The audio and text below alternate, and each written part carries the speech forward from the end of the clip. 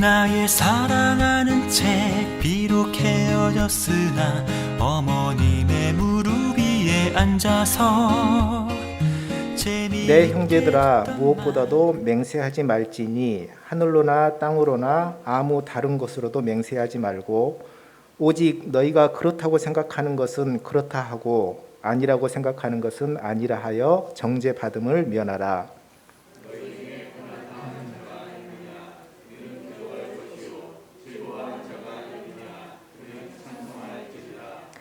너희 중에 병든 자가 있느냐? 그는 교회의 장로들을 청할 것이요 그들은 주의 이름으로 기름을 바르며 그를 위하여 기도할지니라.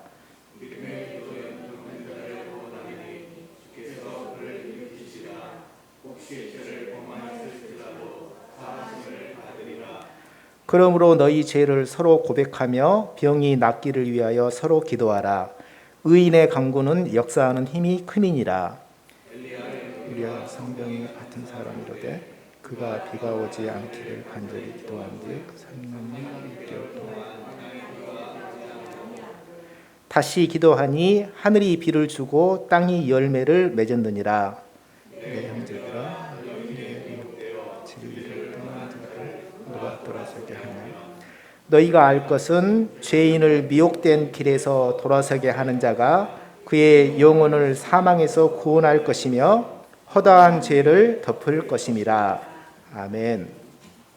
한 10여 년 전에요, 미국의 유명 여가수인 마돈나가 사람들의 비난을 받은 사건이 하나 있었습니다. 자, 그것은 그녀의 친오빠가 노숙자가 되어 빈병을 모아 겨우겨우 살아가고 있다라는 사실이 알려졌기 때문입니다. 당시 마돈나의 재산은 우리 돈으로 1조가 되는, 그야말로 억만장자를 넘어서는 거의 재벌 수준이죠. 예. 그럼에도 불구하고 마돈나는 노숙자 생활을 하고 있는 친오빠를 전혀 도와주지 않았다라는 것입니다.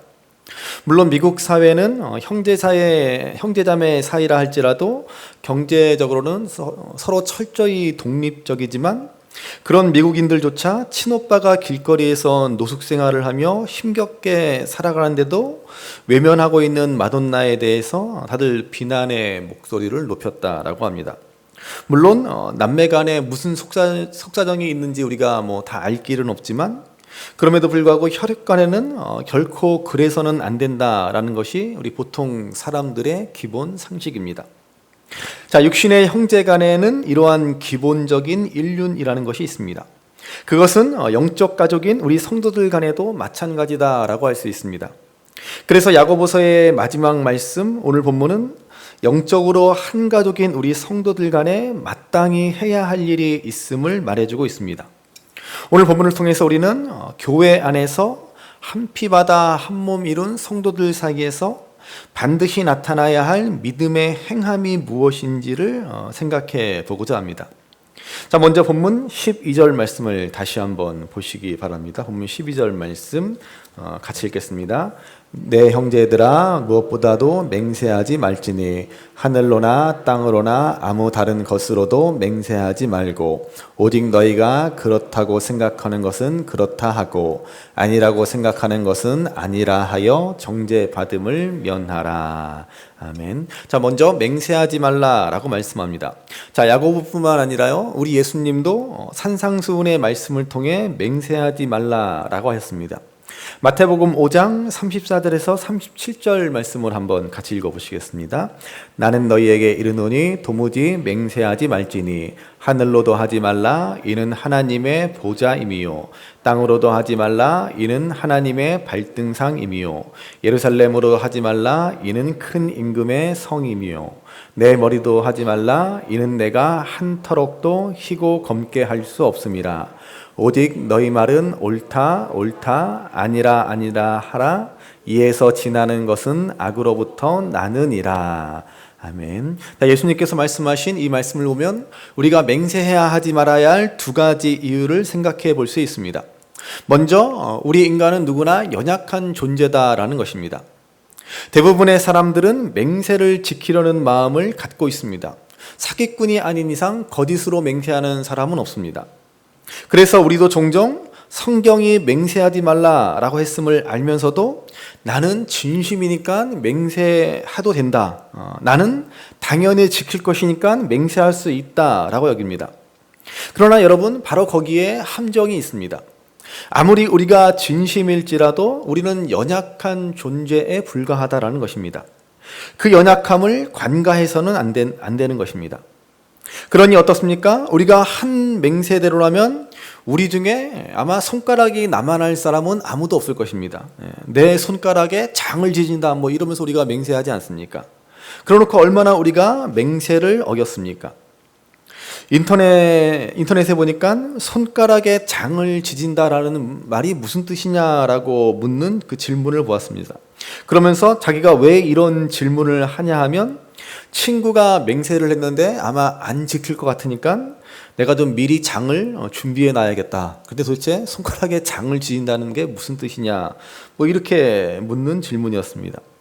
누구인지는 모르겠지만은 아마도 그 친구는 손가락이 남아나지 않게 생겼습니다. 자, 손가락에 장을 지진다라는 말이 무슨 뜻입니까? 저도 잘 몰라서 찾아보니까는 이 장이라는 말이 한자로 손바닥 장자입니다. 그러니까는 본래 손바닥을 불로 지진다 뭐 그런 말인데 그게 이제 변화가 돼서 손에 장을 지진다, 손가락에 장을 지진다 뭐 이렇게 쓴다라는 말입니다. 그러니까는 손바닥을 불로 지지겠다 그런 뜻입니다.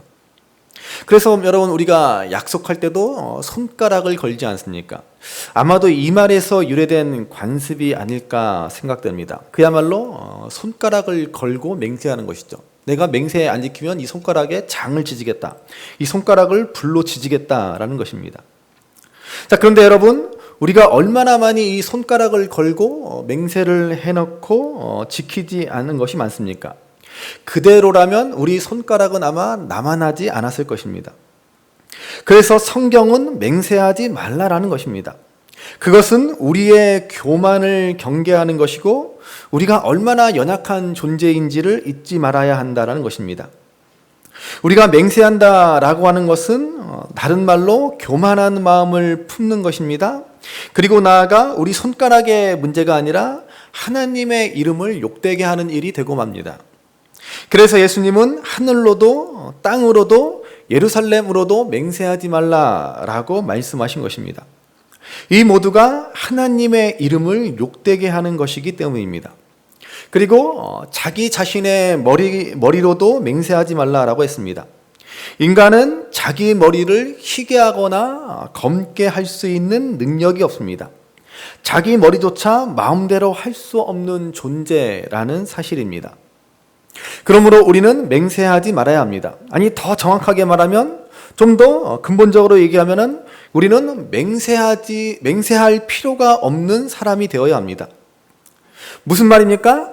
굳이 우리가 맹세를 하지 않아도 사람들로부터 신뢰받는 사람, 내 말이 곧 보증이 되는 사람, 저 사람은 참 믿을 수 있는 사람, 그런 사람이 되어야 한다라는 것입니다.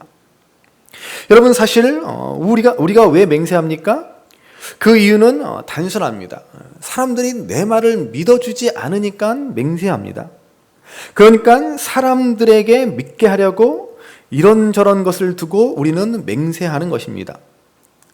그러므로 맹세하지 말라라는 이 말씀은 우리가 평소 진실한 사람이 되어야 함을 말하는 것입니다. 다시 말해서 우리의 말에 신용이 있어야 한다는 것입니다.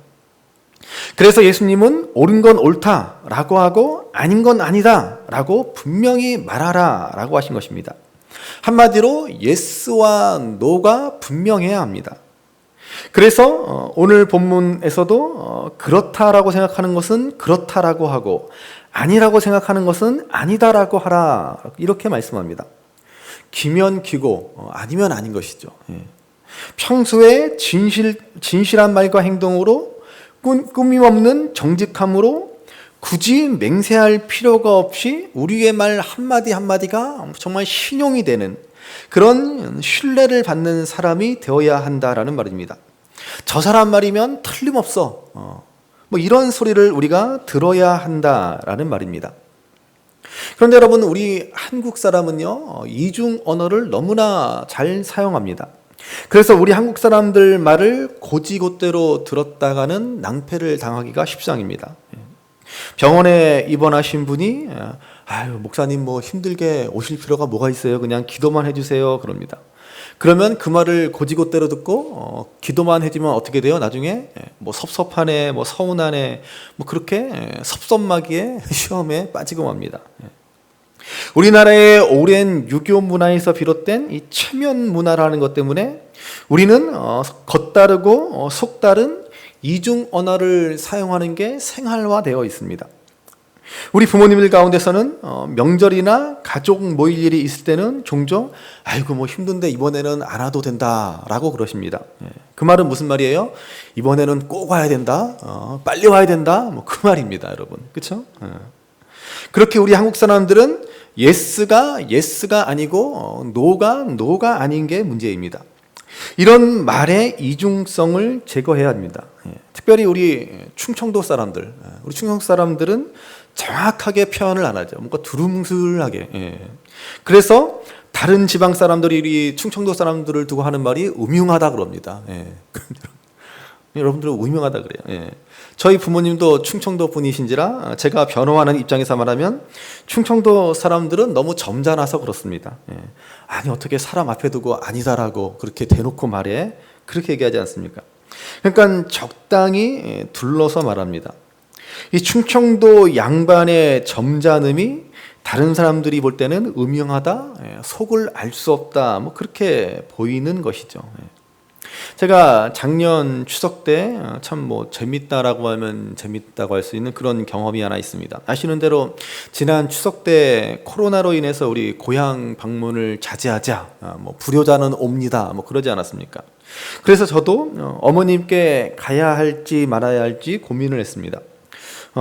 아시는 대로 저희 아버님 별세하시고 처음 맞이하는 명절인지라 안 가기도 그렇고 또 어머님 연세도 있고 한데 또 혹시나 하는 생각이 들어서 고민을 했습니다. 마침 저희 어머님께서도 코로나도 있고 또 주일도 있는데 이번 힘드니까는 이번 추석은 오지 말아라, 안 와도 괜찮다라고 하시는 거예요. 그래서 이번에는 가지 말아야겠다, 뭐 그렇게 생각하고 있는데 추석 전날 꿈을 꾸었습니다. 돌아가신 아버지가 처음 꿈에 나타나셨어요.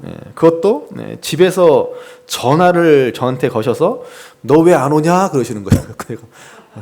그래서 제가 꿈에서 깜짝 놀라가지고 아니 아버님이 돌아가셨는데 어떻게 집에 계시지? 라고 생각해서 저희 어머니를 바꿔달라고 해서 어머니 도대체 어떻게 된 거예요? 왜 아버지가 집에 계셔요? 그랬더니 저희 어머니가 하신다는 말씀이 그러게 말이다, 왜 살아와가지고 사람 귀찮게 하는지 모르겠다 그러시는 거예요. 그래서 제가 그 꿈을 꾸고서도 그 꿈을 꾸고서 야 아무래도 이거 가야 되나 보다라고 싶어서 어머니를 뵈러 갔습니다. 그랬더니 저희 어머니가 정말 얼마나 좋아하시는지 야 이거 안 왔으면 큰일 날 뻔했구나 뭐 그런 생각이 들더라고요. 자, 우리는 이런 이중 언어를 사용하는데 너무 익숙해져 있습니다. 우리의 말에는 여러 복잡한 그물들, 복잡한 장치들이 있습니다. 그래서 그 진위를 파악하는데 너무나 많은 에너지를 우리는 낭비해야 합니다. 무엇보다 우리에게 중요한 것은 우리 그리스도인들은 진실해야 한다는 것입니다. 오늘 우리에게 가장 절실한 주제입니다. 우리의 말과 행동이 불일치하면 진실은 의심받게 됩니다. 한때 우리 그리스도인들은 누구보다도 믿을 만한 사람이라고 인식된 적이 있습니다. 그 사람 교회 다니는데 설마 거짓말 하겠어? 라고 세상 사람들이 우리들을 향해 말했습니다. 그런데 지금은 어때요? 야, 그 사람 교회 다니는데 믿을 수 있겠어? 이렇게 말하는 그런 안타까운 상황이 되고 말았습니다. 여러분, 우리의 믿음이 진실하다면 우리의 말도 진실해야 합니다. 우리는 진실한 사람이 되어야 합니다. 왜 그렇습니까? 우리가 믿을 수 없는 사람으로 여겨지게 되면 우리가 전하는 이 복음의 진리도 믿을 수 없다라고 의심을 받기 때문입니다. 무엇보다 교회 안에 있는 우리 신앙의 형제 자매끼리 우리는 서로를 믿고 신뢰할 수 있어야 합니다. 우리는 진실하고 정직한 사람이 되어야 합니다. 작은 것이라도 진실을 말하는 사람이 되어야 합니다. 앞에서는 이 말하고 뒤에서는 저 말하는 사람은 형제는커녕 친구도 이웃도 될 수 없는 것입니다. 그러므로 우리는 평소에 피차 서로를 진실하게 대하고 말의 신의를 지킴으로써 굳이 맹세하지 않아도 믿을 수 있는 사람, 서로를 믿고 신뢰할 수 있는 사람, 그런 진실한 관계를 우리 안에 이루어야 하는 것입니다.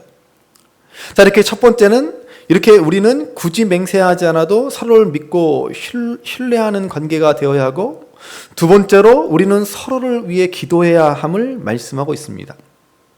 자, 오늘 우리가 야고보서의 마지막 말씀인데, 이 야고보서를 기록한 야고보는 예루살렘 교회의 초대 목사로서 무려 30년간 예루살렘 교회를 지도했습니다. 그는 무엇보다도 기도의 사람으로 하도 무릎을 꿇고 기도해서 그 무릎에 굳은 살이 박혀 낙타 무릎처럼 되었습니다. 그래서 이 야고보의 별명이 바로 낙타 무릎이었습니다. 그만큼 기도의 사람이었다라고 하는 것이죠. 그렇게 기도했던 낙타 무릎의 사람 야고보가 기도에 대해서 오늘 우리에게 이렇게 교훈합니다. 자, 본문 13절 말씀 보십시오. 13절 같이 읽습니다. 너희 중에 고난 당하는 자가 있느냐? 그는 기도할 것이요. 즐거워하는 자가 있느냐? 그는 찬송할지니라. 아멘. 여러분, 사람은 고난으로 인해 절망하기 쉽지만 그럴 때일수록 기도해야 함을 말씀합니다. 그런데 하나님을 믿는다라고 하면서도 정작 어려움이 닥쳐도 기도하지 않는 사람들이 의외로 많습니다. 기도하지 않고 자기 힘으로 해결해 보려고 하거나 다른 사람을 의지하거나 아예 포기해 버리기도 합니다. 그러나 문제가 생길 때는 바로 기도할 때라는 사실을 기억해야 합니다. 문제가 생겼다라고 하는 것은 지금이 바로 기도할 때이다라는 사인입니다. 그래서 우리가 기도의 깊은 데로 들어가면 어떻게 됩니까? 정작 문제가 해결되지 않고 상황은 달라지지 않을 수도 있습니다. 여전히 문제는 제자리에 있는데 무엇이 달라집니까? 바로 내가 달라진다라는 것 아닙니까? 내 마음이 바뀝니다. 두려워하지 않습니다. 염려하지 않습니다. 더 이상 문제가 되지 않습니다. 하나님이 선한 길로 인도하심을 믿기 때문입니다. 그래서 우리가 잘 아는 유명한 빌립보서 4장 6절에서 7절 말씀은 뭐라고 말씀하고 있습니까? 빌립보서 4장 6절 7절 말씀 같이 읽어보시겠습니다. 아무것도 염려하지 말고 다만 모든 일에 기도와 간구로 너희 구할 것을 감사함으로 하나님께 아뢰라. 그리하면 모든 지각에 뛰어난 하나님의 평강이 그리스도 예수 안에서 너희 마음과 생각을 지키시리라. 아멘. 여러분, 이 말씀처럼 우리는 염려를 기도의 제목으로 바꿔야 합니다.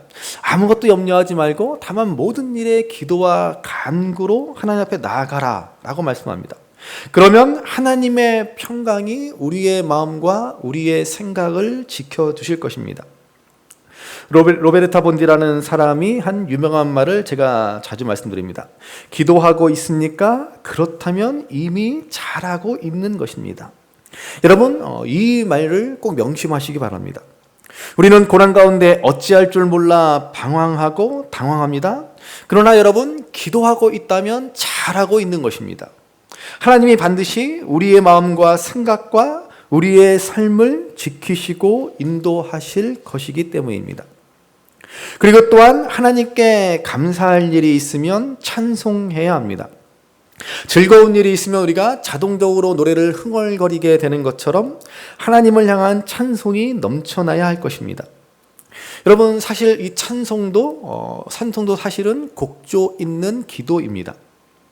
우리는 어려울 때는 그나마 기도하는데 문제가 해결되면 기도의 힘을 쏟지 못합니다.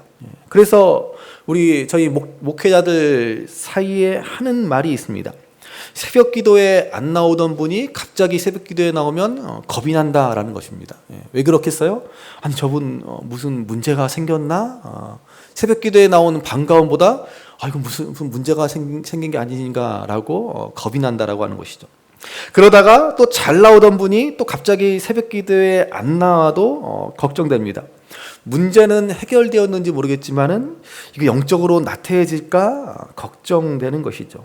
그러니까는 새벽 기도에 안 나오던 분이 나와도 걱정, 나오던 분이 안 나와도 걱정입니다. 그러니까 여러분 앞으로 새벽 기도에 나오시던 분은 쭉 나오시고 안 나오시던 분은 나오지 마시기 바랍니다. 저는 여러분들이 새벽 기도회에 자유하시기 바랍니다. 그렇지만은 기도의 끈은 놓으시면 안 돼요. 하루 중 각자 좋은 시간에 꼭 기도하시고 수시로 기도하시기 바랍니다. 그런데 솔직히 새벽에 예배당에 나와서 기도하지 않으면 따로 기도하기란 여간 힘든 일이 아닙니다. 그래서 여러분들에 대한 저의 제일 큰 걱정은 여러분들이 새벽 기도에 안 나오는 것이 걱정이 아니라 여러분들이 기도하지 않으실까 봐 걱정입니다.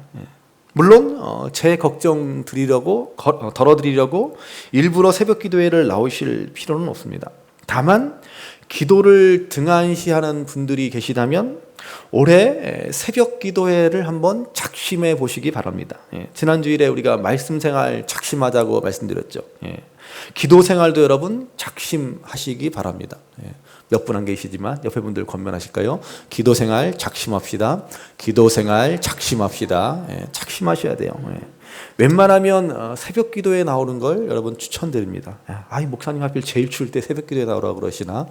그러지 마시고 기도의 자리를 만드시고 기도의 자리로 나오시기 바랍니다. 아무튼 우리가 어려울 때 기도해야 하지만 문제가 해결되었다고 우리가 기도의 끈을 놓으면 안 됩니다. 그렇지만 솔직히 문제가 없으면 아무래도 기도가 절실해지지 않습니다. 그래서 찬송하라라는 것입니다.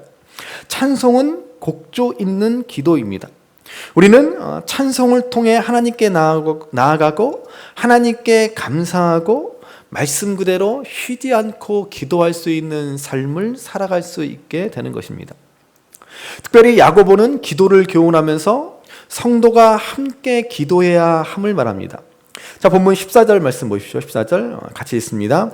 너희 중에 병든 자가 있느냐? 그는 교회의 장로들을 청할 것이요 그들은 주의 이름으로 기름을 바르며 그를 위하여 기도할지니라. 아멘. 자, 야고보는 병이 들었을 때 먼저 장로를 청하라고 권합니다. 여기서 장로는 사실은 오늘날 목회자에 해당합니다. 자, 근데 우리가 이 구절을 유의해서 잘 해석해야 합니다. 제가 이 구절 때문에 참 굉장히 주중에 고민을 많이 했습니다. 여기 이 병든 자에 대해서는 두 가지 견해가 있습니다. 첫째는 육신의 질병을 말한다라는 것입니다. 그리고 두 번째는 육신의 질병보다는 영적 질병을 의미한다라는 것입니다. 대개 우리는 이 말씀을 가지고 육신의 질병으로 해석하는 경향이 있지만 본문 뒤의 내용을 가만히 보면 단지 육신의 질병의 문제라기보다는 영적 질병에 대한 내용이라는 것을 우리가 생각해 볼 수 있습니다.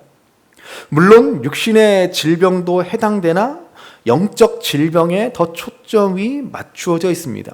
믿음이 흔들리고 낙심되고 미혹되어 있는 상황을 말한다라고 하는 것이죠.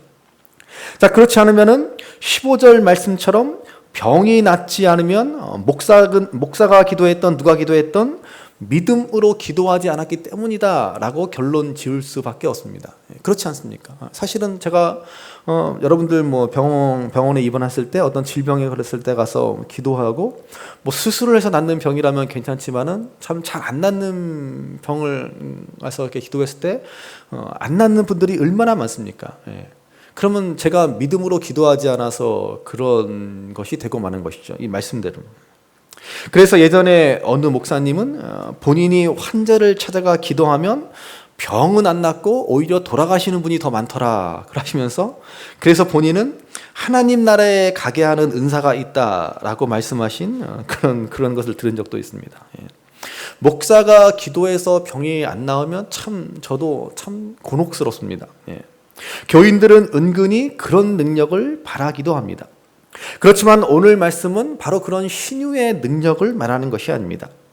영적 질병 가운데 있는 사람들을 믿음으로 바로 세우라는 것을 말씀하고 있는 것입니다. 그러면 육신의 질병도 나을 수 있는 것입니다. 왜냐하면 모든 질병은 인간의 타락으로부터 시작되었기 때문입니다. 그래서 복음서에 보시면 예수님도 육신의 질병을 고쳐주시기 이전에 영적인 문제를 해결해 주시는 것을 볼 수 있습니다. 그래서 오늘 말씀에 주의 이름으로 기름을 바르라 라고 했는데, 기름은 당시 약으로도 많이 사용됐을 뿐 아니라 하나님의 격려와 위로와 회복을 상징합니다. 어떤 분은 이 기름을 성령을 의미한다라고 하지만 이것은 지나친 해석으로 여겨집니다. 그러므로 기도하면서 기름을 발라주어서 영적으로 격려하고 위로하고 회복하도록 하라는 말입니다. 15절 말씀 보십시오. 15절 같이 읽습니다. 믿음의 기도는 병든 자를 구원하리니 주께서 그를 일으키시리라. 혹시 죄를 범하였을지라도 사하심을 받으리라.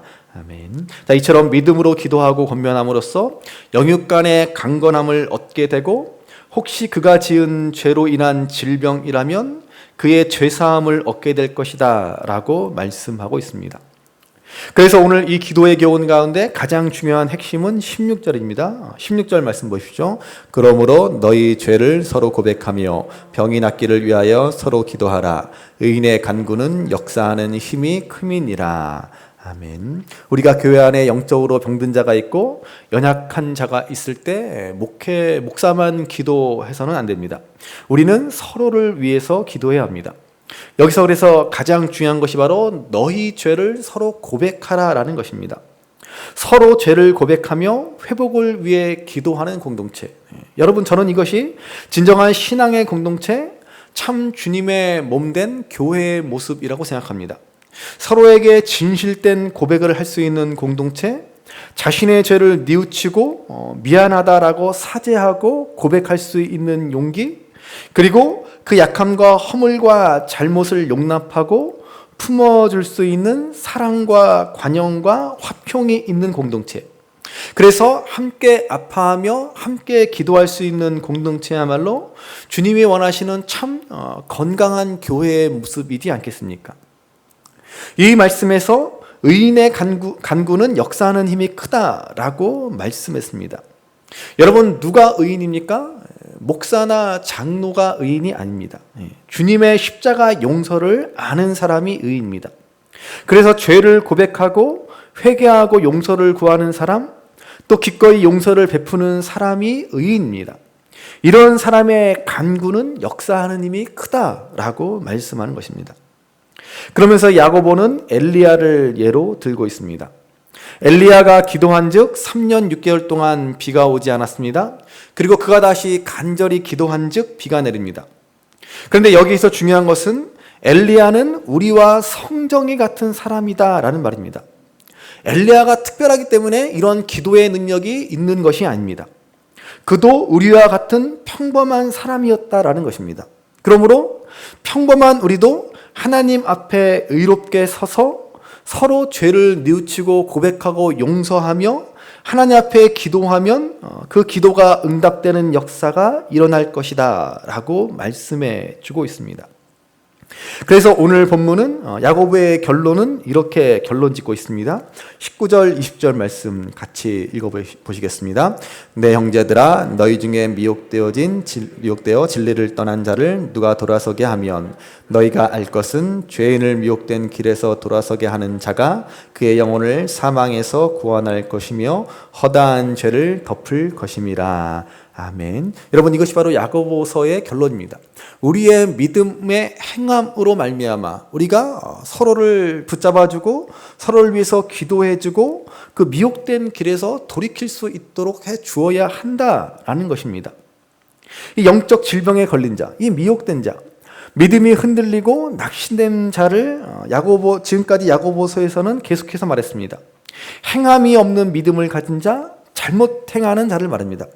시험을 참지 못하고 인내하지 못하는 사람, 입술에 재갈을 물리지 못하고 하나님을 찬양하는 입으로 성도를 향해 분냉과 비방에 가득한 사람, 사람을 차별하며 육신의 정욕을 쫓아 시기와 다툼을 일으키며 화평을 깨트리는 사람, 스스로 자기가 인생의 주인인 양 착각하고 다른 도시에 가서 장사하며 이익을 누리고자 생각하며 자기 인생을 스스로 살아가고자 하는 어리석은 사람 등등을 말합니다.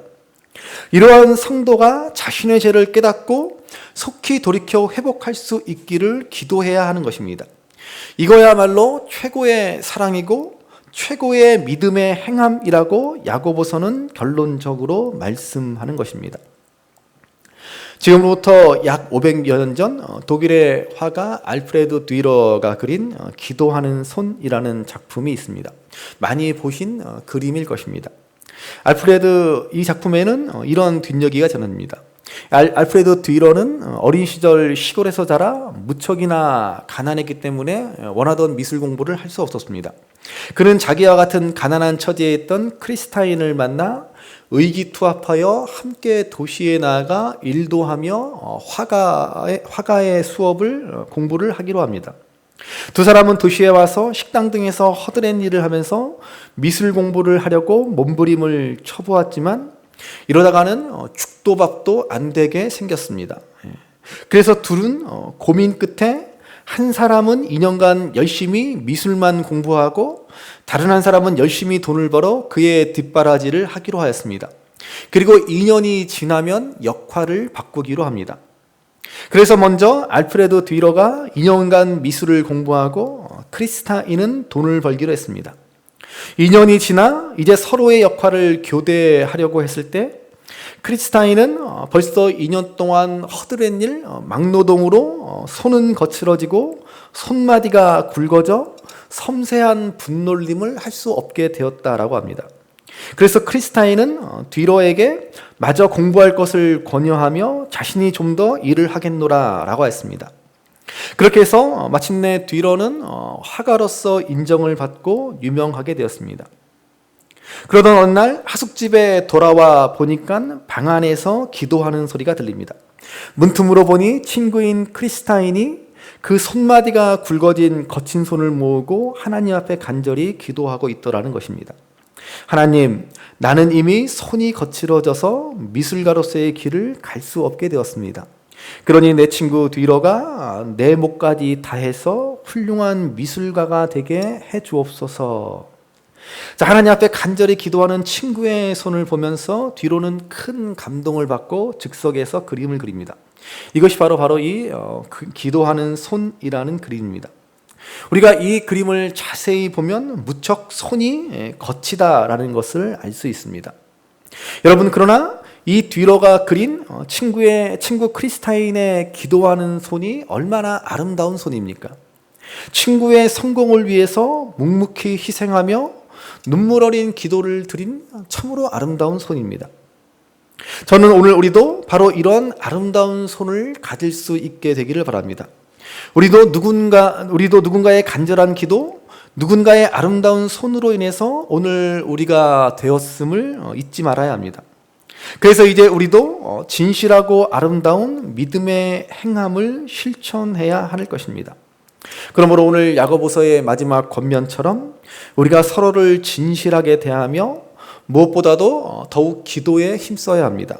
내 욕심과 정욕을 따라 그만 기도하시고 참으로 모두가 어려운 이 시대에 온전한 믿음을 지키기 힘든 이 시대에 우리가 비록 서로 얼굴을 보기 힘든 이 시대를 살아가고 있지만 우리가 서로를 생각하며 서로를 사랑하며 서로를 위해서 더욱더 기도하여 더욱 믿음으로 세워주심으로 진정한 믿음의 아름다운 행함이 가득 넘쳐날 수 있는 저와 여러분들 우리 신성 주마음교회가 될 수 있기를 주님의 이름으로 간절히 바랍니다. 귀하다 우리 어머님이 들려주시던 재미있게 듣던 말이 책 중에 있으니 이 성경심이 사랑합니다.